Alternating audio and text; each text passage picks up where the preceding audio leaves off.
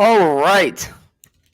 And welcome back to the Paisan Sports podcast. Dante DePlacido, joined by Zach Deal of What's the Deal Sports. Oh, presented by Elevation 5280 Sports, by the way. But speaking of what's the deal, speaking of deal, what's the deal with this weather? Why is it so hot out? Summer ended. We were enjoying some nice fall weather. I was enjoying the nice fall weather. I was enjoying wearing jackets, hoodies, getting a little bit of chill. And now I'm hot. I'm sweating. I don't know. I don't know what to wear in the morning. I wear a light jacket over my shirt this morning because it's a little chilly in the morning. And then I'm going to Target earlier and I'm sweating on my walk inside the Target because I got the jacket on and now it's hot out and it's late October. What's the deal with that? I'm fed up. I don't know why you're fed up with this weather when it's this late into I the can't year. stand it. There's no business being this hot out. It's annoying. We also had a rough winter last year. Annoying. So I don't even know why you're complaining. I also want to know what's the deal with right before we started. I give you the countdown. I said 30 seconds. I give you 10 seconds. Around 5 seconds, and I usually click the video because it takes a couple seconds to buffer. Yeah, it didn't take a couple seconds, so I got confused because it said live, and then you said 2-1, and then I got confused for a second. I didn't know how this started off. Not even what I'm talking about. What I'm talking about is I give you the countdown. I give you a few seconds to buffer. You know that it takes a few seconds to buffer. 4 seconds left in the countdown from 10. You take your glasses off. Yeah, because okay. I know where you're going with this. Hold on. I know where you're going with this. 1 second left, you put them back on, and then the second that the live video starts, you take them back off. So okay. First of all, not even. First of all, and put them on 3 different times. First of all, way to ruin kayfabe. Second of all, I took the glasses off because I usually do the podcast without glasses. And then I thought, you know what? I'm going to start the podcast by taking the glasses off. Actually, I'm going to dramatically take my glasses off to start the podcast. But you ruined kayfabe by telling the audience that I did all that right before we went live. So congratulations. You just ruined an entire episode of the Paisan Sports podcast presented by Elevation 5280 Sports. Good job. Good job. I don't even know. It's amateur hour over here. Come on. I mean, there's no explanation for that. But once again, I don't know why you're complaining about the weather. We had a rough winter last year. When we get good weather. It was a great winter. A rough winter. I would describe a rough winter as a winter when it's 30 degrees one day and then 60 degrees the next day. That's a rough winter. That's how people get sick. I prefer a winter where it's 25 degrees, 30 degrees, 40 degrees consistently than the flip-flopping winters we had in years past. I can't stand that. If it's going to be cold, stay cold. I don't like all the flip-flopping. I don't like the hot weather today. It was 87 at one point. That's ridiculous. Yeah, it was hot yesterday, but I mean... Yeah, it was hot yesterday and the day before. Come on. Every day of the week. I'll take this weather every day of the week. Yesterday, I'm showing houses. I'm talking to my client outside the house after we're looking at it, and I'm out there sweating. I shouldn't be outside sweating in late October. What are we doing? I think you're just complaining to complain, but it is what it is. That's your normal mantra that you bring onto this. But not too many complaints about the Philadelphia Eagles after the stomping that they put on the Giants this week. Obviously, a revenge game for Saquon Barkley. Goes back to MetLife Stadium, almost sets a career high, 13 yards away, and he tells Coach Nick Sirianni that he does not care about going back into the game and let the young guys eat. That's what he said. So Jalen Hurts only threw the ball 14 times. We had a huge connection on 4th and 3, which some would question that play call, throwing the ball that deep in your own territory on 4th and 3, but I'm pretty sure they were just toying with the Giants defense at that point. They loved the matchup to A.J. Brown. Those were a couple highlighted plays, but overall, the defense for a second straight week did not allow a touchdown. I think that's the first time that they've done that dating back to 2022. So this team definitely looks like they're getting back on track. Well, like I said, they only threw the ball 14 times. So some people are questioning Jalen Hurts again after the past 2 weeks. He has not turned the ball over. What did you take away from the performance the Eagles put on the road, winning 28-3, and the defense finally generating a bunch of sacks, getting 8, totaling up to 13 over the past 2 weeks? Well, first thing I would say is you just contradicted yourself in that final question slash statement. They didn't finally get the pass rush working last week. They've had it working the past 2 weeks, and you contradicted yourself on that because you said totaling 13 sacks, meaning they also had 5 the week prior. Well, I said they finally got their pass rush, as in compared to earlier in the season when they had less sacks than games played. That's what I meant. That's why I gave the total number of the 2 weeks. If I was going to just say that they turned it on this week and not last week, I wouldn't have mentioned. You implied it. You implied this week anyhow. Yeah, they actually the defense actually had more sacks than points given up over the past 2 weeks combined. Haven't given up a touchdown. The defense hasn't given up a touchdown the past 2 weeks. Jalen Hurts hasn't turned the ball over the past 2 weeks. It's against the Browns. It's against the Giants. But to see the Eagles absolutely stomp the Giants is, it's encouraging to see, because usually they play a bad team and they win, but they still don't look too good doing it. They usually win by the skin of their teeth. And the Giants are a team that, although they're bad, they've had some close games against better teams, against the Cowboys and so on. So to see the Eagles absolutely manhandle them was very encouraging.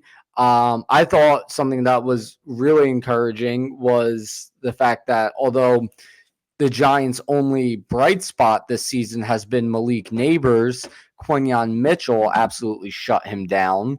I thought Malik Neighbors was going to have a better game than that. Quinyon Mitchell, he started the year really good, but he's gotten even better since then, in my opinion. I think the first few weeks, Quinyon Mitchell looked like a corner who was really good for a rookie. Quinyon Mitchell right now just looks like a shutdown corner, period. He looks like one of the best corners in the league right now. He actually has, I think, the best passer rating versus a guy that's been targeted 33 or more times of any cornerback in the entire league. So like you said, I agree with that statement completely. He doesn't just look like one of the best rookie defensive backs in the game right now. He looks like one of the best overall defensive backs. And I'm pretty sure Cooper DeJean specifically this past week had the highest coverage grade of any cornerback, regardless of age. So, I mean, the way that their defensive backs are playing right now, especially the way the season started with how shaky some of the safeties were looking until we actually implemented Cooper DeJean into the lineup. Since we've done that after the bye week, the defense has really stepped up. And one last thing, let's not forget, we can say all you want about the level of opponent that the Eagles face, but at the end of the day, the books had this game as a -3 for the Eagles. So it's not like they were heavily favored in this game to begin with. I guess you give the home team 3 every single time. So it's almost a touchdown favorite that they were. But at the end of the day, they were only a field goal favorite on paper heading into this game. So like you said, the Giants have kept games within reach. I know they lost their left tackle, which has been something that's huge for them, and also Kayvon Thibodeau, but their pass rush. Yeah, we also lost our left tackle. So, I mean, the Giants' offensive line's not littered with Pro Bowlers like the Eagles' offensive line is too. So, yeah, but still, the left tackle is a very important position. We lost our left tackle and had to put Fred Johnson up against Brian Burns. So that is something that should have been a huge matchup for the Giants, and at times it was. I mean, Brian Burns beat Fred Johnson pretty good at times, but we were able to overcome it. But I want to go back to what you said about Cooper DeJean. Cooper DeJean, since being named a starter, has been the highest graded defender on the Eagles defense. He's looked really good. In the preseason, he looked good against the run, but he did not look good in coverage. Since since he's taken over for Vontae Max in the regular season, he's looked really good against coverage and really good against the run. And not only that, he's looked terrific on punt returns too. Yeah. Every time Cooper DeJean had a chance to return it, and didn't have to signal for a fair catch, he got a pretty decent return. So he's looking really good. Another guy I want to talk about who struggled on the defense, who struggled the previous 2 games, is Nakobe Dean. That was a big bounce back game for Nakobe Dean. He looked awful against the Buccaneers. He didn't look very good against the Browns, but against the Giants, Nakobe Dean was all over the field, making tackles. He also racked up 2 sacks as well. He had a fantastic game. Yeah, and a lot of people have mentioned that Nakobe Dean's at his best when he's going downhill, and I think it's just simply put, that's just the way that you have to utilize him. And at Georgia, he was racking up sacks too. I think his last year at Georgia, he had more sacks, 7, than Jalen Carter and Jordan Davis had combined, which was 6. So that just shows his talent at being able to rush the passer. So the only thing that Nakobe Dean, I've been a huge Nakobe Dean supporter since day one, but I think he, like you said, he needs to be a little bit more consistent because he's kind of up and down. Certain games he looks really good against certain styles of offenses, but in the Bucs game, which was probably his worst game, when you have to get him in space and there's a lot of quick short passes and he has to try and use his athleticism, which always isn't up to level with some of the other players that he's matching up with. He struggles at times. So, but it's interesting that they still use Cooper DeJean in the punt return game since he's so involved in the defense now. I thought maybe they would try and take a little bit of wear and tear off him in that way, but he's been doing a good job back there. And he's been doing a great job. And some people think that Britton Covey might not even get his job back at this point. So I don't really see the purpose. I would rather add somebody to the receiving core that makes more of an impact on the offensive side of the ball than trying to rely on somebody that's maybe somebody else named Cooper, but we'll get to that in a minute. I still want to talk about the Eagles' win over the Giants right now. Another guy who I think we might have touched on this on last week's episode, but a guy who was struggling a lot the first number of weeks. Then Brian Baldinger comes out with a breakdown on his time on the Jets, and since then the Eagles have been using him more correctly. That's Bryce Huff. I think he's looked better the past couple weeks. He definitely looked a lot better against the Giants and even recorded a sack. So over the past 2 weeks, he has a sack and a half now. And even outside of that, I don't know about you, but whenever Bryce Huff is lined up on the bottom of your screen, on defense, I'm usually watching Bryce Huff the whole play because, there's the guy we gave a bunch of money. He's supposed to replace Hassan Reddick. I want to see what he's doing each time he's attempting to rush the passer. So I keep my eye on Bryce Huff, and I think especially this past week, he looked a lot better against the Giants. Yeah, definitely keep my eye on him. I usually keep my eye on either edge defender to see what type of pressure that they're accumulating, to see what could potentially be going on down the field while I don't have the view to see what's going on unless I have the all-22, especially on live TV. So he has looked good. I think just the edge rushers and pass rushers have looked a lot better in general the past couple weeks. Nolan Smith's finally getting going a little bit too. Josh Sweat's been consistent over the past couple weeks, and I think the defensive line is just playing better as a whole. They're getting pretty consistent linebacker play, and the way that the defensive backs are just sticking in coverage has just really helped out the overall defense. So if I had to highlight one part of the defense, the pass rush, 13 sacks in 2 games is really good, but I think a lot has to do with the sticky coverage that the defenders are playing. And I like the evolution to the Vic Fangio defense. This is a defense where you have a highly touted coach coming in as a coordinator that's been a head coach in this league, and he's well respected, and you wanted to just see progression. I mean, you can't expect the first couple games of his tenure with the Eagles to go completely perfect, but there has been glimpses early on in the season, and we're seeing a lot more consistency from all the players in that regard. So it's just good to see in general. So I really like the way that the defense is playing, and I don't even think the offense has really turned it on yet. And the offense hasn't been fully healthy in how many weeks. So once that gets going, I see this team really taking flight. But obviously, this week they're going up against one of the highly touted offenses in the entire league with one of the best quarterbacks, even though his team's not having the most amount of team success this year. Joe Burrow, if his team was over 500, would probably be right up there with all the MVP favorites the way that he's been playing this year. And obviously, they got the two really good wide receivers. So this matchup is going to be crucial, and it's really going to test the young defensive backs of what they can do against premier wide receivers. Yeah, and listen, I think for the most part they're ready. Maybe not as much DeJean, but after Quinyon Mitchell proved himself against Malik Neighbors, who had really been starting to tear it up. I have a lot of confidence in Quinyon Mitchell. I think Slay has looked better in recent weeks. I have confidence in Slay against these guys. The only person I just don't have that much confidence in open space, particularly, is CJ Gardner Johnson. But to your point, I mean, it seems like Vic Fangio, you come in, you have a young defense, you're on a new team. Everyone on the defense, they're new to you being their defensive coordinator. It takes some time, I guess. It seems like he's really starting to figure out what works on defense with this personnel. I think it looks like he's really starting to get figured out. I think against the Browns, it was more of an example of just playing the Browns.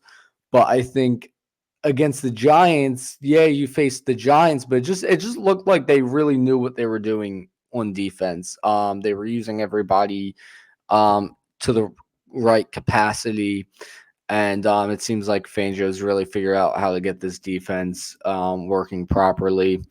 So It was interesting that Jordan Davis only played like 11 or 12 snaps versus the Giants too. Yeah, I think with Jordan Davis, I think it's more so going to depend on matchups. You look at what they did against the Giants, a very run heavy team, a very good rushing attack at the time, and they utilized Jordan Davis a lot in that game. They utilized the 3-4 a lot. And then you go up against a team like the Giants, and you more so go for pass rush, which really worked out. Totaled 8 sacks. So I think it's a situation that's going to depend on matchups. I think against the Bengals, you're not going to see much of Jordan Davis again. I think they're a passing team over there in Cincinnati. Yeah, they're a bottom 10 rushing team and a top 10 passing team. So Yeah. that So kind you're of not just going to see shows. much of Jordan Davis against Cincinnati, in my opinion. I like the way our defense can match up against Cincinnati, and the offense. We haven't even touched on the offense yet. We've been bragging about the defense, but the offense also looked really good against the Giants. Mostly the rushing attack. One guy I want to talk about is Cam Jurgens. It felt like I was watching Jason Kelsey all over again when he had that block on that huge Saquon Barkley run to the left side. That was Jason Kelsey 2.0 if I've ever seen it. So that was very encouraging to see. Yeah, for sure. The entire offensive line. Also, Mekhi Becton got hurt again in that game. He I got like hurt. Tyler Steen way better. I mean, I know Mekhi Becton won the job in training camp and preseason, but we've seen Mekhi Becton this year. We've also seen Tyler Steen. We've seen them both on the offensive line. I think Tyler Steen is a lot better than Mekhi Becton. I really don't think it honestly matters too much. I kind of am on the opposite side of it, but I think it's a close, even race between Mekhi Becton and Tyler Steen. That shows why there's competition in camp. And Tyler Steen, you got to credit him because he's been ready to step up, whether it was the Saints game, which he had to go in when Lane Johnson, not for Lane Johnson, but they got their one tackle was hurt and Mekhi Becton got hurt in that game. And then in this game, they went in without Jordan Mailata, and then they had another guard get hurt in Mekhi Becton again. So Tyler Hold Steen. that. Sorry, hold that thought real quick. Because I just opened my phone to check Twitter to see what the injury report was for the Eagles today. But I opened Instagram first, and this is one of the strangest reports I've ever seen. I've never seen this before in all my years of watching football. Brandon Aubrey did not participate in practice today because of jury duty. You don't find that odd? Stop that talk for that. It's not like major news, but like that's not odd to you. An NFL player misses practice because of jury. Come on, bro. He's a kicker at the end of the day. I mean, all right. Sorry, go back to what you were saying about Tyler Steen. No, I was just saying that with Tyler Steen, I think between him and Mekhi Becton, I feel confident in both of them, and maybe having Tyler Steen show that he can step up in this, he's more so a part of the long-term plans for the Eagles, and Mekhi Becton might just be a one-year solution, and they move on from that instead of trying to give him big money in free agency when Tyler Steen's on a rookie contract. So that could be a plus for the Eagles. But yeah, the offensive line looked really good. Obviously, they're a really good run blocking team. They could get better in the pass blocking department, but I also think a lot of that has to do with Jalen Hurts holding the ball for way too long. He took a couple sacks early in that game, just not releasing the ball and just staying in the pocket for way too long and then trying to escape and just already being contained. So I think Jalen can really work on his pocket awareness, but he didn't play bad. He hasn't been turning the ball over, and that's really all you can ask for Jalen Hurts. Accounted for 3 total touchdowns. The tush push is still working, so I would have thought at this point teams would have been able to figure that out, but they're still effectively doing that and leading to Jalen Hurts touchdowns, which is putting points on the board. And any way you can manufacture points, you'll take it at the end of the day. So I think the offense can still level up exponentially. I mean, they got Devontae Smith had one catch for -2 yards versus the Giants, and they didn't need him at all. A.J. Brown only had like 4 to 5 catches and not that many targets. They only attempted to pass the ball 14 times, but the run game was looking so well. It wasn't even just Saquon, too. It was Kenny Gainwell getting involved, too, which we pretty much exclusively seen the running back touches being given to Saquon up until this point. But if they can get 2 running backs in the mix and really take some wear and tear off Saquon while still getting the efficiency, Saquon right now is averaging over 6 yards per carry, which is pretty crazy, which I think is behind a certain amount of touches. The only person that he's trailing in that department is Lamar Jackson and Derrick Henry. So that just shows how efficient the offensive line is. If I could give you off the top of my head what the yards before contact was, I would assume that Saquon Barkley's at least in the top 10 of running backs because of the way that the offensive line is playing. So, and you saw them start the game under center, which was very interesting, which they haven't really shown too much. They didn't do it too much throughout the game, but starting off the game under center in a scripted play out of the first 15 was definitely a sign that this offense is starting to open up a little bit. But I think at this point, whatever you can do to just win and stay on pace, which I feel like a lot of people were overly critical of the position that the Eagles are in.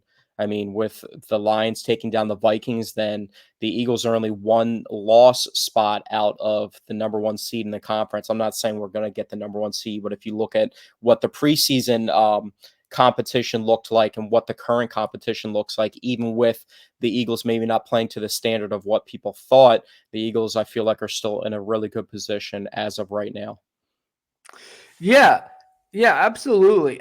You know what? I was listening to the radio yesterday. I actually listened to a lot of the radio yesterday because I spent the entire day driving around showing houses. I never listened to the radio anymore. But I was driving around all day showing houses, so I spent the entire time listening to the radio. And somebody who went on the air, a caller, said that like they've gotten it together now, but it's too late. What? They're 4-2. You know what I'm saying? Really happy that they haven't really turned it on both sides of the ball and gotten balanced play out. I mean, you could say that the offense and the defense played really well versus the Giants, but their passing game just wasn't a balanced offensive attack. But I feel pretty good about them, the way that they played and being in the position that they are and still climbing to get better. And they're not even at 100% strength. Yeah. And what I was going to say was, so, I was looking at I was looking at the New York Jets, right? And two big things happened for the Jets. They traded for Devontae Adams, and they finally reached an agreement with Hassan Reddick, right? And my initial thought was, oh, that's great for them. But then I'm like, wait a minute, they're 2-5. It's too late for all that. It's too little, too late. That's too late. That's too late. Not getting it going on offense and defense, and you're 4-2, and you're a half game out of the division. What are the Commanders? They're 5-2 with yeah, our so you're a half game. You're a half game out Speaking of of first place disrespect for the too, division. What's that? speaking of disrespect too, they flexed both of those games out, which we have yet to mention. They flexed I'm the Eagles glad. out of the 4 I'm o'clock glad. slate with the Bengals to 1 o'clock for now a I'm matchup I'm so between glad they did that. I'm so glad or they did that. I feel like when our expectations are not high is when we are at our best. yeah, So but I'm. that was a complete whiff. That's a complete whiff by the NFL because Oh now yeah, they wanted the highly anticipated rookie quarterback number 1 overall and 2 overall matchup, and Jaden Daniels might not even play in that game. They might get Marcus yeah. Mariota versus Caleb Williams, but Caleb Williams has been playing really well. And then they were flexed out of Sunday Night Football to 4 p.m. in Jacksonville, which makes the game a little bit tougher because of the heat that might play a factor into the Florida That's a game. good So, point. I didn't even think of that. That's a good point, not that actually. I'm overly worried about the Jags at all, but they still Yeah, have they some look players. bad. I think Doug Peterson is going to be on his way out after this season. I was surprised it didn't happen after the first London game, but Yeah, but no, Jaden Daniels. I mean, with the style of play of Jaden Daniels, it's not a huge surprise he's gotten hurt at this point. have you ever seen Another the QB. violation that someone put together of the hits that he's taken in college, like specifically at Yeah, LSU? He yeah, just plays reckless. It's also kind of like yeah. how Anthony Richardson, like even after getting injured, playing 5 games his rookie year, and then he does it again this year with 2 different injuries. He still just tries to bulldoze over defenders, regardless of him being the biggest player out on the field, arguably. But he still runs with his head down and his shoulders down and keeps getting injured. So it's just some people just don't learn. Speaking of that, how about Jalen Hurts trying to lower his shoulder and get in the end zone against the Giants and getting What about the absolutely hit that wrecked? Patrick Mahomes put on Mustafa, the 49ers? That was an absolute truck stick. I didn't see that, but I did see Yeah, you got to Mahomes see this. I pulling don't know that how. nonsense. I did see Mahomes pulling that nonsense where he fakes like he's going out of bounds, and then the defenders let up because they don't want a 15-yard penalty and a $40,000 fine, and then he takes advantage of that and then keeps going down the sideline. And then the NFL praises him for it, like, oh, look at the Mahomes magic. It makes me sick to my stomach. I'm not gonna lie, it makes me absolutely sick. Can't I stand don't it. know if you're salty because he's building a dynasty over there, or the Eagles lost a Super Bowl to him. But at the end No, of the day, no, it's a no. There's no completely legal salty. play. He Mahomes. doesn't No, act like he no, doesn't. He no. never. The thing about Mahomes is, I understand that he slows down during the sidelines, but first off, that's always how he scrambled the football, and he never actually turns his body to go out of bounds. He clearly has his shoulders square with the field, always trying to make a play. It So doesn't matter if he gets hit. There's gonna be a flag. It doesn't matter if he's still technically in bounds or not. If he gets hit, there's gonna and there was even a clip of it. I forget what team he was playing, but he did get hit doing that one time before he went out of bounds, and there was a flag. The NFL just really really caters towards Pat Mahomes. It's not saltiness that we lost the It's not Super even Bowl it's to not them. even Patrick Mahomes. I mean, any top level quarterback gets that call. Besides, the only person that I would say doesn't really get that call, 2 guys are probably Josh Allen and Lamar Jackson because they're seen as running quarterbacks where they're Listen, always bringing the physicality to it. But what about the roughing the passer call on Aaron Rodgers? I think it was like 2 weeks ago. That was one of the worst calls that we've ever well, seen. those roughing the passer calls have been a I mean, league-wide they're thing always for a while horrible, now. but yeah, that one But specifically listen, was horrible. Pat Mahomes and the Chiefs get special treatment. It's okay to admit it. I mean, Pat Mahomes statistically is having an awful season, and he's the number 2 MVP candidate. He was the number 1 MVP candidate going into last week. And Travis Kelce, who has 246 yards and no touchdowns through 7 weeks of the NFL season is still a 99 overall in Madden, even after a down year last year. It's just absurdity all around. You can't deny it. I mean, it's trying to be fair. He had 18 yards away from 1,000 yards, and they won the Super Bowl, and he was a key part of the Super Bowl, and he's one of the best tight ends of all time. What do you expect I agree that he shouldn't be a 99 now, but to say oh, he shouldn't be a 99 now and he should be in the 80s, bro, it's Travis Kelce. Okay, first of all, I never said he should be an 80. I said he shouldn't be a in 99. The 80s. What would you put his rating at right now? Right now, based off of his performance so far this year, based off his performance in years past, I think a fair overall I would go 89, 88. I would go 89, 88. That's just so unbelievable. He has not been playing like a 90 plus overall this year. He has 246 yards and no touchdowns. That's not 99 overall material. Bro, that's just outrageous. That is still a very high rating. Even when Gronk would come back mid-season and, play how many games and catch a couple touchdowns from Tom Brady, it's still Gronk, and they would still have him as a high overall. And Kelce should not have been a 99 even going into this season. He should have been, I don't know, in the 90s definitely, but not a 99. I mean, a 99 should go out to the most elite player at their position, which it wasn't Kelce last year. Let's be honest. I mean, he was still a great tight end, but he was no 99 overall. So his overall should have gone into this year at 94. Who's really should have dropped off a lot since then. Who's really setting the standard at tight end this year? I feel like it's the most down. Just because all the tight ends are underperforming this year doesn't mean Kelce is. You said who the number one tight end was last year, and it was probably Sam Laporta, and Sam Laporta has not been good this year at all. That has nothing to do with what Kelce's rating should be in Madden. That has nothing to do with it. Kelce is Kelce. He's not Sam Laporta. All right, well, let's get back to specifically talk about the Eagles-Bengals matchup real quickly, and then we'll talk about some of the trades that went down in the NFL recently, and we'll move on to some basketball talk while giving the Meatball of the week. So, Bengals, what do you expect from this game? So it got flexed out of that primetime spot. It's going to be 1 p.m. versus the Bengals. The Eagles have a history of tying with the Bengals 13-3 in the Donovan McNabb era and 19-19 the last time. I think Joe Burrow was a rookie. And then to end that season off, he had a season-ending injury. And a couple years after that, maybe I think it was 2 seasons after that, he came back and brought his team to the Super Bowl. So we saw glimpses of the number 1 overall pick. And that was pre-Jamar Chase era. Obviously, we talked about the wide receivers that the Bengals have compared to the young defensive backs that the Eagles are going to have matching up with them. Darius Slay's status is also up in the air, too, because he got banged up in the game and it looked serious, but didn't look too serious. It looked like he just was banged up for the moment, but there was no reason to really put him back out there versus the Giants. So what do you think it more comes down to for the Eagles in this game? Are you more concerned about what the Eagles offense is going to be able to do versus the Bengals defense, or are you more concerned about Joe Burrow matching up against this Eagles defense? I think that's tough.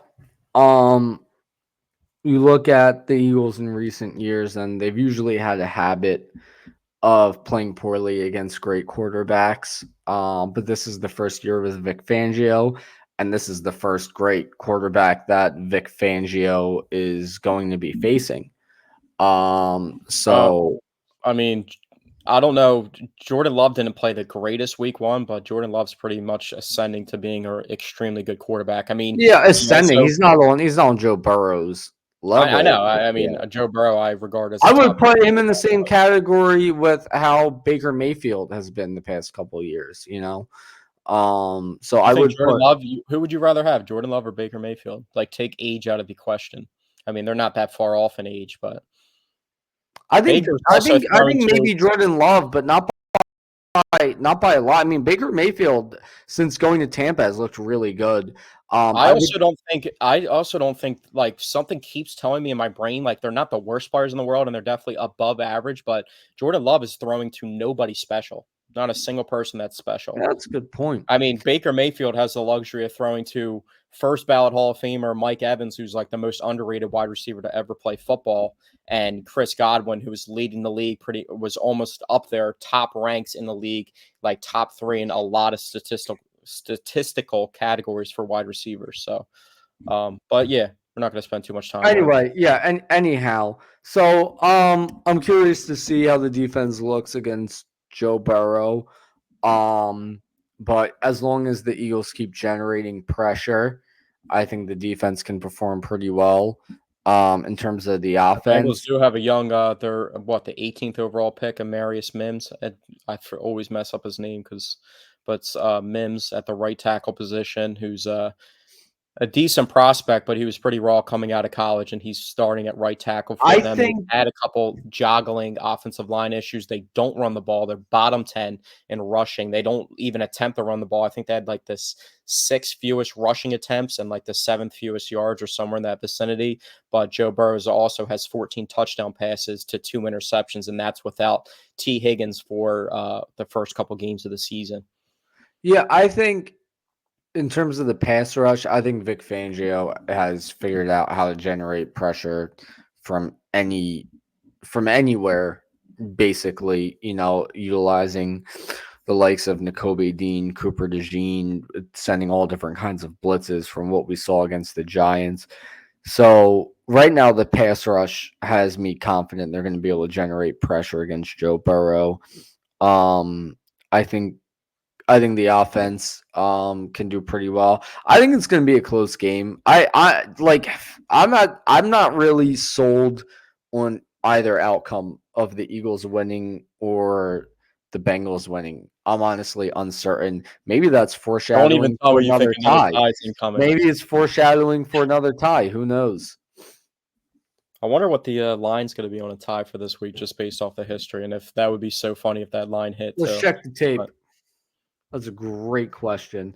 Anyway, what kind of outcome are you expecting? I think right now, where this Eagles team's at and where they're heading in the direction of that, it's going to be a tough game, obviously, in Cincinnati. But I think the Eagles should win this game because they're more of a balanced team. I don't think the Bengals have the resources to just turn the run game on the offensive side of the ball and make it happen. But even with the lack of production from the Eagles in the passing game, I still feel like they can turn it on at any point when they want to with the weapons that they have. And obviously, they've been running the ball extremely well. And I like the way that the defense has been playing. I'm not sure if I would be an advocate for sending defensive back blitzes and linebacker blitzes versus Joe Burrow, because I think he's just too good to be able to get the ball out, especially if you're going to run man-to-man coverage. And I feel like you're asking a lot of these young defensive backs to match up 1v1. I think they can. I think these defensive backs look really good in man coverage right now. I mean, we're talking about Jamar Chase, though, brother. We're talking about but look how good Malik Neighbors was looking. And he I was. mean, Malik Neighbors also has Daniel Jones at quarterback, and there was also. That's when you're talking about when you're looking at the tape of Quinyon Mitchell lining up with Malik Neighbors, and not just looking at the result of the game, not just looking at Malik Neighbors. There's also have you seen the pictures of Malik Neighbors? There's a couple different pictures of still images of Malik Neighbors 10 yards behind the Eagles defense, and Daniel Jones just not seeing him at all or throwing the ball to him. That, actually, I did not see. There's numerous pictures out there of Malik Neighbors wide open. He said it after the game that he's not getting targeted the ball, and that's not on him. And I thought that was a bold statement until I saw what he was actually talking about. Not saying he would have had the greatest game in the world. The ball still has to get there, and he still has to make a play on it. But there was a couple times he was behind the defense. So, and sometimes you miss him as a quarterback. I mean, we saw Jalen miss Saquon Barkley right out of the backfield for an easy touchdown that he would have walked into when the Giants defense messed up a coverage, and Jalen wasn't even looking that way. So, but yeah, I think it's going to really come down to the Eagles defense and what they're able to do versus the Bengals offense, and how Joe Burrow plays against this Eagles defense, because I think the Eagles are going to be able to do what they want versus the Bengals defense. I'm not saying they're going to score every drive. It would be cool to see them score in the first quarter, which they have still yet to do this year. But I don't want to see them score in the first quarter. I want to see the Eagles miraculously win the Super Bowl without ever scoring a single point in the first quarter throughout the entire regular season or playoffs. There is nothing, well, aside from a Super Bowl victory, there's nothing more I want to see than that. I think that would be hysterical. And I think the cherry on top would be if they win a Super Bowl without scoring a single point in the first quarter at all, and then to kick off next season, they score a touchdown on their opening drive of the season. That would be amazing. That would be the funniest. That would be the funniest thing ever. I don't think that's possible. I don't root for that, and I don't think exactly. You don't think it's possible. That's why I want to see it. I want to see the impossible happen. You're not going to win multiple playoff games going in and not scoring in the first. Probably not, which is why I want to see it. You're not. I don't even know why you're not getting it. You're not getting it. All right, well, let's talk about some of the trades that have gone down around the NFL. We already talked about the Davante Adams trade to the Jets. The Eagles in the offseason, right before the season started, traded a third-round pick for Jahan Dotson. And there's a bunch of wide receivers that are going for that or less that are a lot more accomplished in their career and have done a lot more and have been even better and are even 10-plus years older than Jahan Dotson. So wait, hold on. Because actually, you know what? Before we get into this, I just realized my Meatball of the Week should come before this because it's a segue into this. So now it's time for my Meatball of the Week. I don't know why I just did that like that. My Meatball of the Week is Jerry Jones. Because Jerry has done absolutely nothing to improve the Cowboys roster. And after the Chiefs traded for D-Hop, a clip came out of Jerry Jones I don't know if it was on the radio or what it was, but basically saying that the main gist of what he was saying was that trading for a wide receiver was just unrealistic. And since then, DeAndre Hopkins and Davante Adams have been traded for next to nothing. I mean, they gave up a 5th-round pick for D-Hop. Very, very doable, Jerry. Very doable.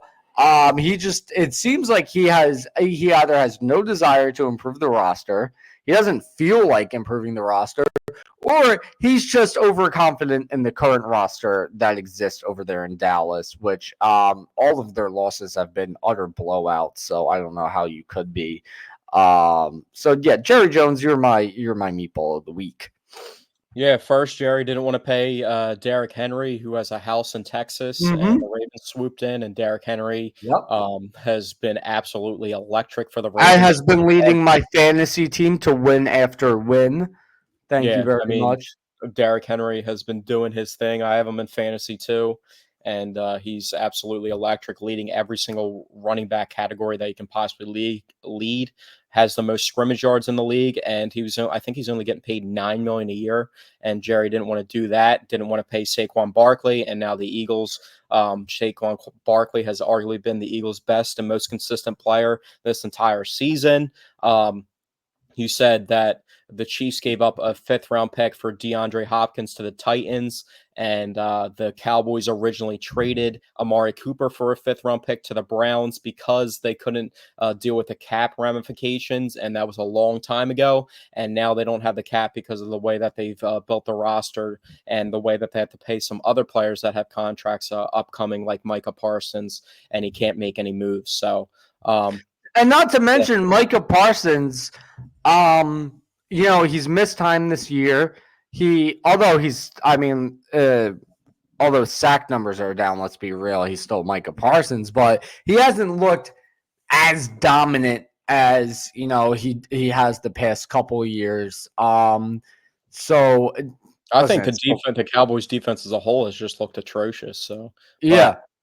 But getting back to it, Jerry Jones is obviously, I don't know if he's punting on the season, but you signed Dak to that contract, you signed CD to that contract, and it's pretty much the Dak and CD show, and nobody else is showing up. Yeah. And you got even Troy Aikman calling. You have no run game.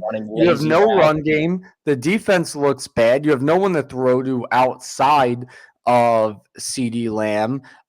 It's even part of the reason I took Jake Ferguson in fantasy, because I thought, with him being the only other option to throw to outside of CeeDee Lamb for the most part, at least he would be getting a lot of touches. He isn't. He's doing okay, but nothing crazy. It's really just Dak, CeeDee Lamb, and Micah Parsons, and that's the entire team. It's not looking good for Dallas, and Jerry Jones is barely doing anything to try and fix it. Yeah, and getting back to Howie, I mean, Howie traded the third round pick for Jahan Dotson, Yeah. and he could have just waited more further into the season, even with Devontae Smith and AJ Brown both missing time at the same time. Jahan Dotson didn't step up or do anything, and like we Nope. talked about before, I don't think the offense even tried to implement him into the offense to really make anything happen. So that trade looks like a wash at this point, and that could have been used. That pick could have been used to manufacture something around That's this someone time. a lot better than Jahan Dotson, I'll tell you that. That Yeah, could have been, especially for sure. I mean, Cooper Kupp's rumored to be out there, but I don't see them trading for another wide receiver in season. I don't know how much sense that I even think really they makes. need. I think they should absolutely do it. That's one of the things I want to get to. I think they should I absolutely just don't think trade that's. for I Cooper don't Kupp. think the Eagles are within the top 5 of likely landing spots for Cooper Kupp. I think I'm a lot. hearing they are. And I think The they Chiefs already should. tried trading for Cooper Kupp, and they just couldn't work it out because I don't think the Rams were like willing to pay part of the salary or something like that. So there was already difficulties there. One player that I have seen them rumored towards, even though they signed C.J. Gardner-Johnson in the offseason, Reed Blankenship got re-signed as well, but to more of a minor contract. Budda Baker was somebody that has been rumored to the Eagles as well. That could be somebody that could upgrade your defense if you really think that you want to take it to the next level, but I don't know how much sense that makes. I mean, I don't think they should. I don't think they should trade for a and that safety. would also be another year in a row that they would be trading for a safety, which a lot of people see as one of the least important positions on a Yeah, football I field. don't. I don't think they should be Even though trading if you for get a the right safety. safety, they could make a huge impact, I but I just think. don't really I see it. think. I think Sydney. I think if they're going to do anything at safety, it should be give Sidney Brown more snaps at Who safety. should have I caught that think. interception this I past week yeah, too?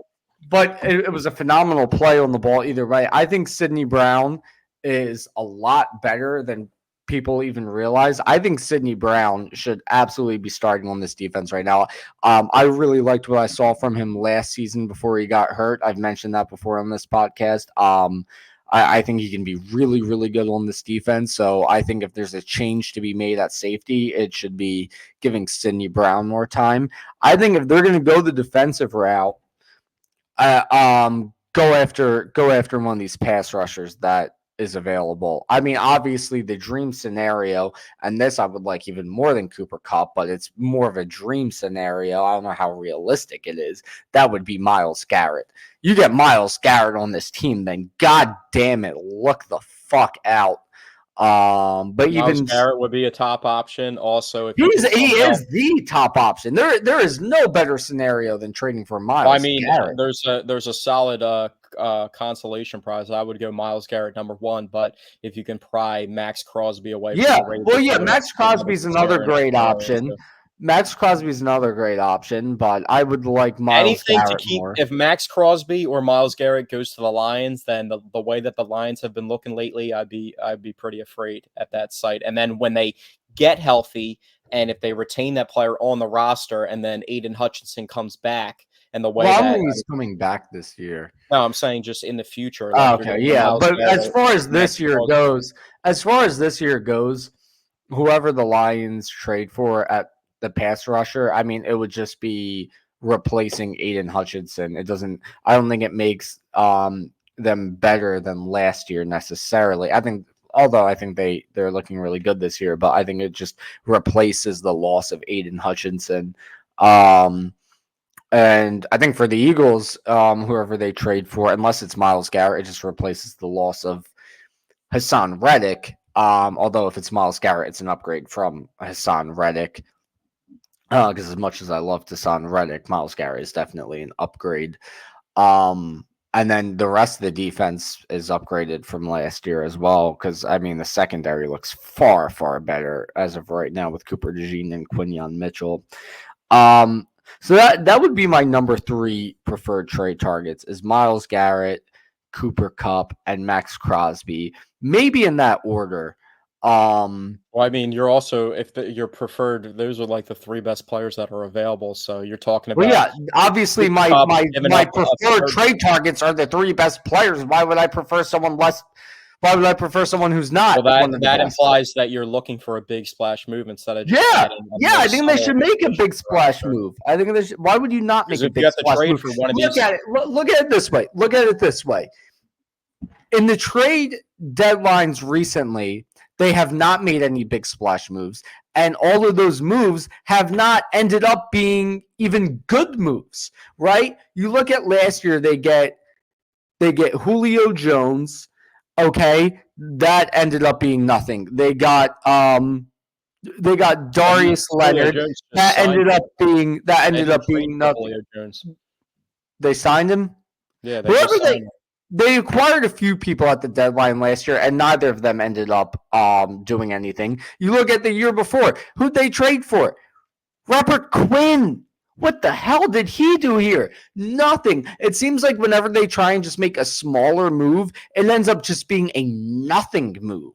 So I'd rather them shoot for a big move and then it actually ends up making an impact.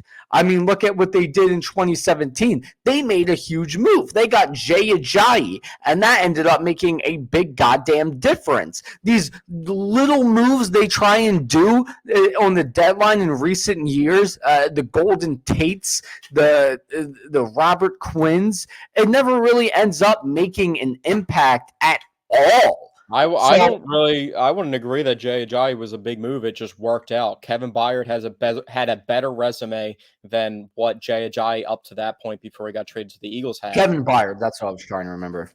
Yeah, Kevin Byard. I mean, he did nothing. He did nothing. No, he was just, that just didn't work out at all. But he had a huge resume. Robert Quinn. In the past, he was past his prime. 2 years before they traded for Robert Quinn, he was definitely past his prime when they got him. But 2 years before that, he had like 18 sacks. So that's somebody. So stop going for people who are past their prime. Go for people in their prime. The people past their prime are not panning out at the deadline. But you understand that if you trade for a Max Crosby or a Myles Garrett, you're giving up 2 first-round picks. Who gives a shit? I'm just telling you, that's the price. Who gives a shit? Get him over here. It's Myles Garrett. Is Myles Garrett worth 2 first-round picks? Absolutely. Maybe not Max. I wouldn't give up 2 firsts for Max Crosby. I don't think he's worth that. But Myles Garrett, yeah, get him over here. Let's win another Super Bowl. God damn it. But the reason why I wouldn't give up a ton for Max Crosby is I'm starting to like the pass rush. But, Myles Garrett is the type of caliber of player where even if you're starting to like the pass rush, you go out and get Myles Garrett. But Nolan Smith's really starting to come along. Bryce Huff's looking better. Josh Sweat's looking good. If you made a huge splash move, that would take away some time, playing time from one of those guys. So maybe you can package Josh Sweat on a 1-year deal. Or if you really wanted to lower the price, maybe you can try and get Nolan Smith and put him inside that trade. But if you're going to make a splash move like that, it's going to really change your roster and change the direction of what the position group looks like as a whole. I'm not saying I'm against it, but there's just a lot more to it than going out and getting the best player. It's going to take a lot. So real quickly, last football topic to talk about. Tua is coming back from injury, so that should help both of our fantasy teams, because our wide receivers were doing nothing the past couple weeks. Tyreek Hill did absolutely nothing this past week. He should be a lot better. I traded for him in one of my other leagues that I'm struggling in too. So now he's went from being projected 11 points the past couple weeks and doing nothing, having 2 points this past week. He's projected 18 points. I was looking at he was coming back, but also Devin White signs with the Texans. Do you think Devin White's going to actually make some plays this year and actually play for the Texans, or? I don't know. Especially for a coach that used to be a linebacker himself, so he definitely sees something in Devin White that maybe he can reinstill. I'm still really, honestly, really salty about that situation and the way that the Eagles handled it, but it is what it is. I think it's a missed opportunity to utilize some talent, but. Yeah, definitely. But I don't know, based on the Buccaneers letting go of Devin White. Devin White went unsigned for a while in the offseason, and then the Eagles never really gave him an opportunity. It seems like other teams are seeing something we're not seeing, and that is Devin White is absolutely washed, I guess. I don't know. So I don't really expect much from him in Houston. If he does end up balling out in Houston, I'll be upset. I was upset when Jordan Hicks ended up balling out in Arizona after we got rid of him. Yeah, he became a That's for good player. Played for the He was good with the Vikings too, so he was a good player. yeah, Until he moved on from that. yeah. So I was a big fan of Jordan Hicks while he was here. But anyhow, let's talk Sixers. Tonight's opening night, and we're without two key players, Paul George and to Joel say the Embiid. least. Paul George, understandably, we saw what happened to his knee with that zesty ass injury in the preseason. But Joel Embiid, no new injuries that we've heard of. He plays in the Olympics. Then he announces, no more back to backs, which I was like, okay, it makes sense. Focus more on the playoffs. And now he's not starting off the season. Actually, that should have been my what's the deal? Because what's the deal with that? Well, at the end of the day, everybody's been asking for the Sixers to find a way to get Joel Embiid healthy for the playoffs. So if Yeah. this is one of the ways to do it, then By it is having him what miss it the is. start of the I'm not season, going to say. this I'm not going doesn't to feel say. like strategy by having him miss opening night, not having him play back to backs felt like strategy, but having him miss the start of the season doesn't feel like strategy. That feels like something has gone wrong. Yeah, I don't know if it has anything to do with the Paul George injury, because this is the first time, like yesterday was the first time that we heard that Joel wasn't going to play. It was leaning towards him not playing, just based off the prognosis and everything. But once Paul George got hurt, then that news came out. So I don't know if they paired it with that and they're like, oh, we don't have Paul George already. There's no reason to put Joel Embiid out there. It's definitely a good test versus the Milwaukee Bucks, and I'm surprised that the Sixers are only like minus or plus 3.5 underdogs still. But yeah, it would definitely would like to see them play against a team like the Bucks, who are going to be a top 4 Eastern Conference team, in my opinion. I think a lot of people feel that way as well. Paul George, obviously, we know what happened to him. Hopefully, it's nothing where he's going to miss too much time, because I feel like also they have a lot of new players on this team. The past couple of years, they've just been bringing in so many different people that they haven't really been able to build a lot of camaraderie, especially last year, the way that the roster was turned over from the beginning of the season with all the James Harden stuff that went on, to changing the roster so drastically at the beginning of the season, getting rid of him, and then at the trade deadline as well. So there's even more new players this year. So hopefully they can, get back on track and build some camaraderie together when they're all out there healthy. But another factor into this too is having a backup center that's as productive as Andre Drummond, who should be a starting center in the NBA. So I don't know how much that has to do with it, with having a guy that can just fill in and you really can't miss a beat, even though Joel is obviously extremely important and provides a lot of production for the Sixers, MVP candidate every single year that he plays both sides of the ball. But having a guy like Andre Drummond that's willing to step in and give you the same production as an above average center in the league, I really don't think it's that big of a deal if it's going to mean that Joel takes less wear and tear throughout the season. Yeah, I look at this game tonight like this, right? You look at the starting 5 we're going to have out on the court, most likely. Probably going to have Kyle Lowry, Tyrese Maxey, Kelly Oubre, Caleb Martin, Andre Drummond. Now, I think about what that roster would look like throughout an entire season. Like if that was our starting lineup for the season, that's like an 8 seed team. I would think. You don't think that's an 8 seed? I think if you don't think that's an 8 seed, I think you're discrediting Tyrese Maxey. I think that sounds like an 8 seed to me.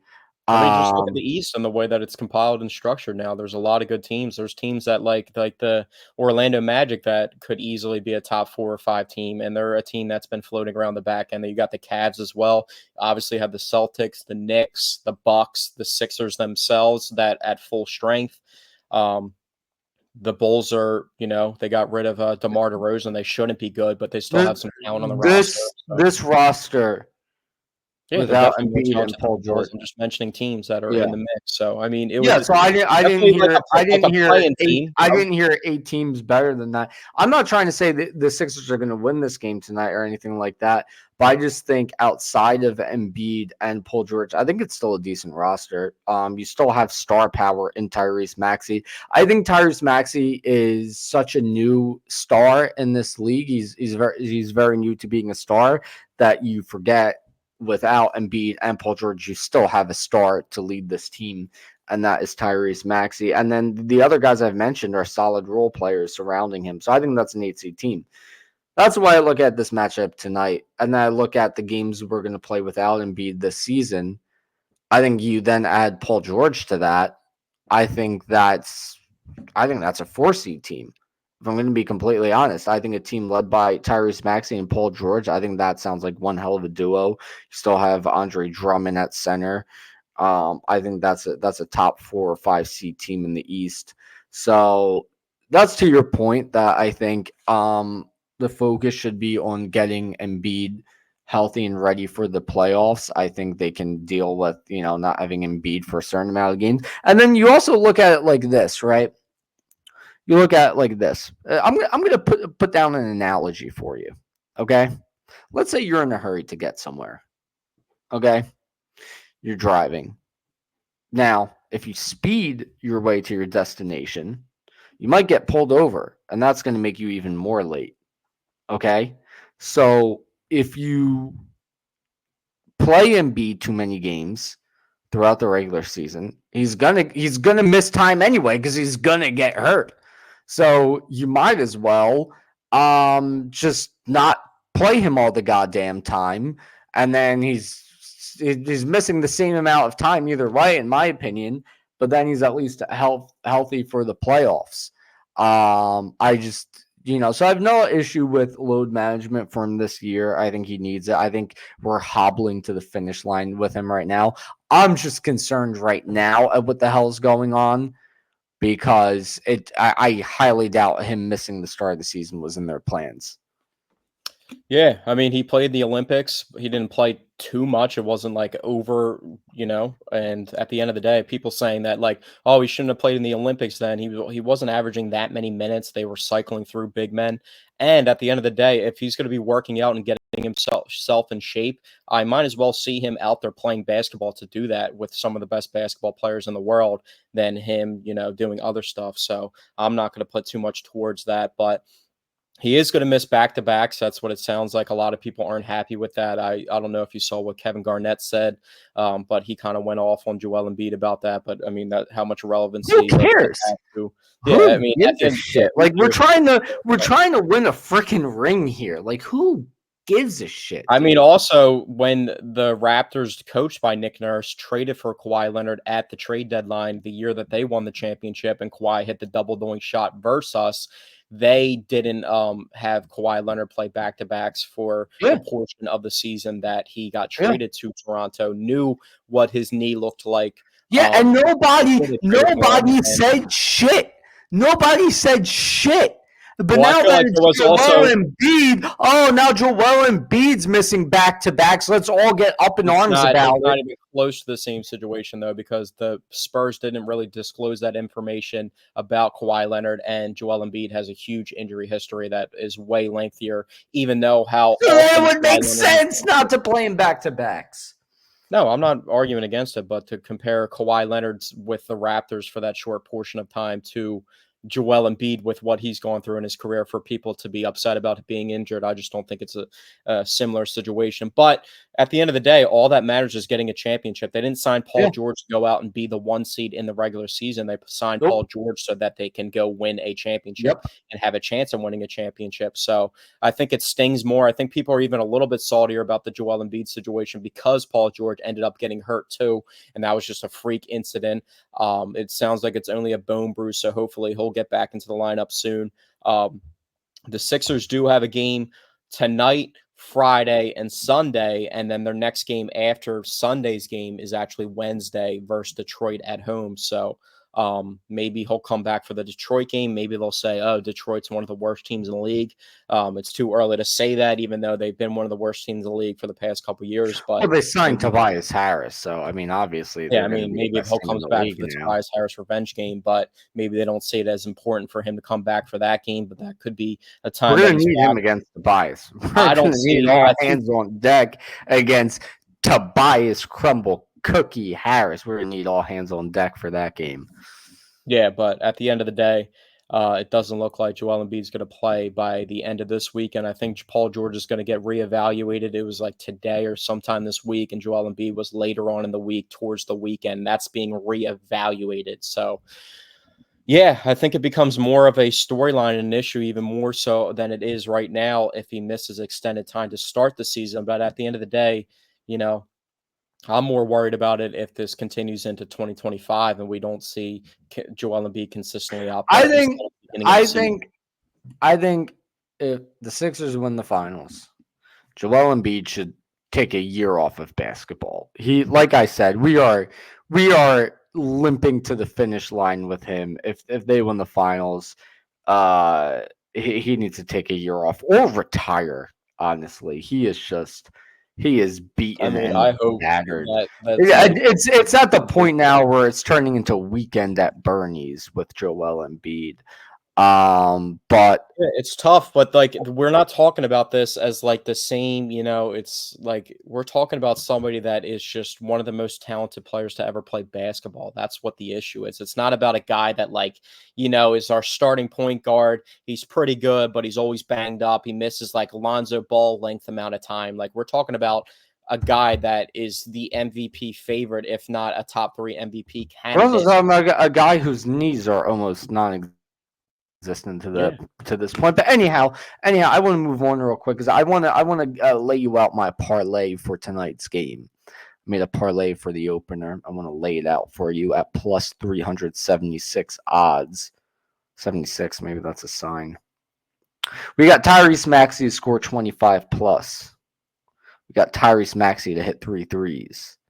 We got Andre Drummond to grab 10 boards. We got Kelly Oubre. That, dude. That's minus 1,400. I was looking at that earlier. We got Kelly Oubre to drop 15 points. We got Dame Lillard to hit 2 threes. And we got Kelly Oubre to hit 2 threes. Plus 376 odds. Lock it in. What's the line on the Andre Drummond rebounds? Because I think I saw 10 for minus 1,400 earlier. His over-under is 13.5. I know that. He's going to be gobbling up. What did you think about him saying that he used to purposely miss shots to pad his rebound numbers? Actually, he was 13.5 when I made this parlay yesterday. He's now at 14.5. Yeah.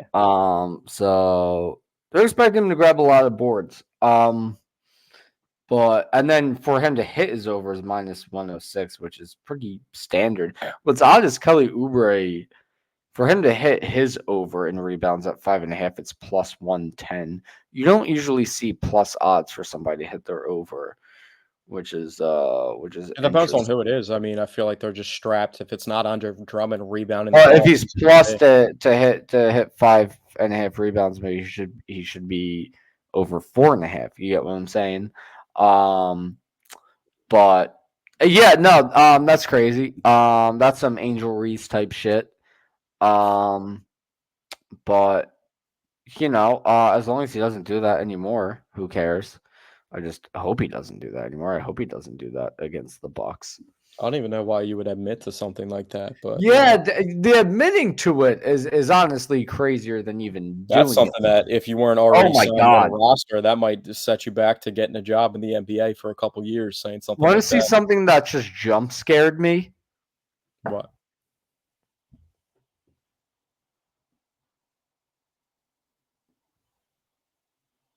The new logo. Was not expecting that. That was a Uh, jump scare. It's not a bad logo, just forgot all about that.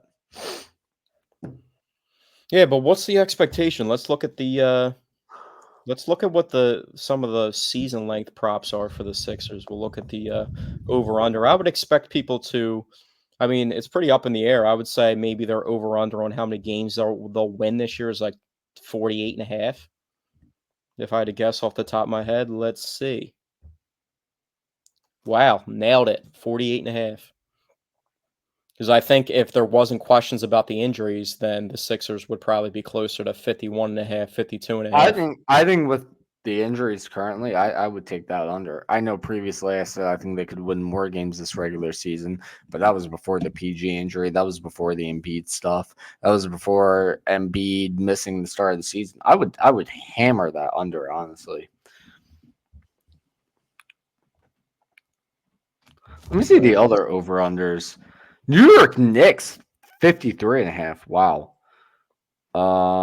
Warriors are 43 What do and you a think half. about this one? I just clicked on to Celtics average. are 58.5. Ooh, jeez. Yeah, they'll probably win 60 again, 60 plus. Ooh, What do you think I want to about, see the Pistons. Hold on. what do I you just think want to about see. this one? To average 22 plus points per game in the regular season, Paul George plus 120. I don't know. I think 22 points per game for the regular season would be a bit generous for him. Considering the numbers he put up in LA To recently, average considering 26 points per game, Tyrese Maxey plus 175. yeah, I don't know about that one either because that is what he was doing last year. Now you add Paul George to the situation. Joel Embiid to average 32 plus points per game plus 105. Is there a game minimum with that? No, I like that the best out of any of them. Then I guess that's just honestly, the amount of games that they play. the So Pistons, their over under is 26.5 wins. I would take that under if I'm being honest. yeah, I the thing about the Pistons though is I think Cade Cunningham's a really good player. I just think they're just horrible around him. I think Tobias might be better than some of the resources that they had around him in the past, but I don't think it's going to make a huge difference to I don't think advance Tobias is them gonna to make a another level. goddamn difference at all. If I'm being honest. But anyway, before we get out of here, real quick, who do you have picked to win the World Series? Well, one thing I can say is I wish I was like the past couple years. I sent you some videos on Snapchat of the memories of us going to Xfinity all the time and celebrating that. That 22 playoff run for the Phillies was electric, but obviously it didn't pan out this year. There's a couple ways to look at it. If you I'm kind of leaning towards the Dodgers because one, Juan Soto is my prized possession for the Phillies in the offseason. And the best way to pry him away from New York Is a World um, Series loss. is a World Series loss. I don't think that has much to do with it because he made the World Series in general, and maybe they can see that as a building year to Yeah, but further we do made the things. World Series in 2022. You know what I'm And saying? it only got worse. So another one is maybe the urgency of the front office and Dave Dombrowski and John Middleton is increased at the Dodgers from the National League. One of the Phillies' rivals in the National League wins it, and they can see that if they actually add the right players to the roster, that the World Series can go through the National League, and it just makes them wake up a little bit that if you sign the right free agent guy like Shohei Ohtani, maybe there's obviously not a Shohei Ohtani out there, but you Well, can there's turn a it around real goddamn Juan quickly. Soto who Yeah. is an unreal player. But who knows what Juan Soto's thinking? Like, Kawhi Leonard in maybe basketball he's won a thinking. title with the Raptors and left. So Maybe he's thinking he wants to be in a city where there. I was gonna say he wants to be in a city where there's a portal to another country, but I forgot that was in New York first. So we don't even have that. We don't even have that as a selling point. God damn it. What do we have? Soft Yeah, I mean, pretzels, it's pretty far-fetched at this roast point. pork. Another, Phillies, rumor that I heard today is that We the, have an Always Sunny and Abbott Elementary crossover coming up. That's a big selling point. yeah. But rumor that I heard about the Phillies is that the Astros are keeping an eye on Alec Boehm ahead of 2025 free agency. Maybe they can orchestrate a trade. And it's funny because if that were to happen, their third baseman that's a free agent and Alex Bregman was somebody that was rumored to the Phillies if they moved on from Alec Boehm. So that's something to be. I could see Aiden Miller being MLB ready by 2026. I wouldn't be too upset if we lost Alec Boehm after next season. I mean, hopefully they're gonna have to figure out something maybe to, in-house. We talked about the in-house improvements that they could do to their outfield. Maybe they bring up Crawford halfway through next season or the season after, and that improves their outfield from within. But they're gonna have to figure out something. And as much as I want Juan Soto on this roster, and I could hope that the Dodgers win the World Series, and maybe that plays a factor into it, is wishfully thinking at this point. So, but I think the Dodgers are going to win, and I kind of hope for the Dodgers to win. The Dodgers lineup just, in the first couple series, the first series that they played in the playoffs, their 7 through 9 hole was just absolutely balling. And then you see the production that their stars and Mookie Betts and Shohei have been providing. Will Smith hasn't had the highest batting average, but has had some moments. Max Muncy has had some moments, and Freddie Freeman's barely been available to play, and they're still having this type of success. And their pitching has been a lot better than people expected. So I think it would take the Yankees, Aaron Judge and Juan Soto to really go off. But one shout out I will make is Giancarlo Stanton has been balling in the playoffs. He's Yeah. just cranking dingers left and right. So he actually looks like the OG Stanton. So if they can get that power production from Stanton and they have Juan Soto and Aaron Judge in the lineup, that's a scary lineup. So the Dodgers have been pitching really well in the postseason, but that could change if the Yankees bats get hot. But if we're looking at it on paper, I think the Dodgers are the better team, and I expect them to get it done. But I think it's going to be a close series. Yeah, I'm definitely rooting for the Dodgers. I debated who I wanted to win for a while because I hate both teams. I don't want to see the Yankees pile on to how many rings they have. I don't want Juan Soto to have even more of a reason to stick around in New York. So yeah, I mean, I want to see the Dodgers win. Um, I think from a standpoint of an MLB fan who wants to see the MLB have better marketing, better eyes drawn to the league, I think Shohei Ohtani winning a World Series is what would be best for the league in terms of exposure. Yeah, I mean, I'm rooting for the Dodgers. I think it's going to be a very close series. I think both these teams are equally as overpowered. So I think it's going to be a close series. I think it's going to be a tough series. I think it's going to be a great series. It's the OG Subway Series before the Dodgers went to LA.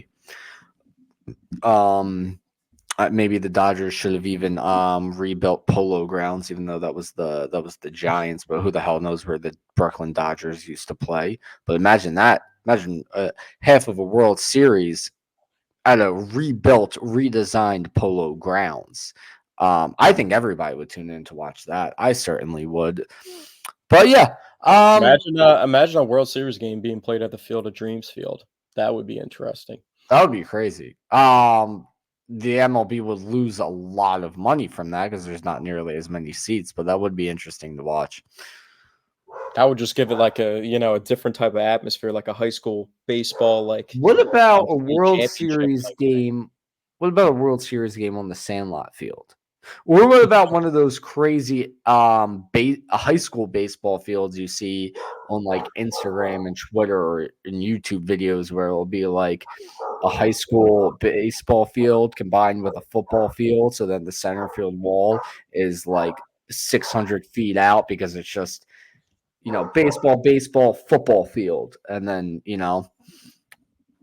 that'd be Yeah, something. we could all think maybe you can construct something on MLB The Show and send it to the league and see if Yeah, they can get it involved. that should be a sweepstakes. Have somebody design the most outrageous ballpark in MLB The Show, and then make the MLB actually build it and play the World Series there. Yeah, I think we're coming up with some pretty good ideas. So Yeah, MLB but hire that'll us. do it for episode 69 of the Paisan Sports Podcast, Nice. presented to you by E5280sports.com. We'll be back next week with hopefully talking about some positive Sixers news. We'll hopefully be reviewing an Eagles victory to get them to 5-2, and maybe there'll be an update on some baseball news for the Phillies. So we'll catch you guys next week, and thanks for tuning in.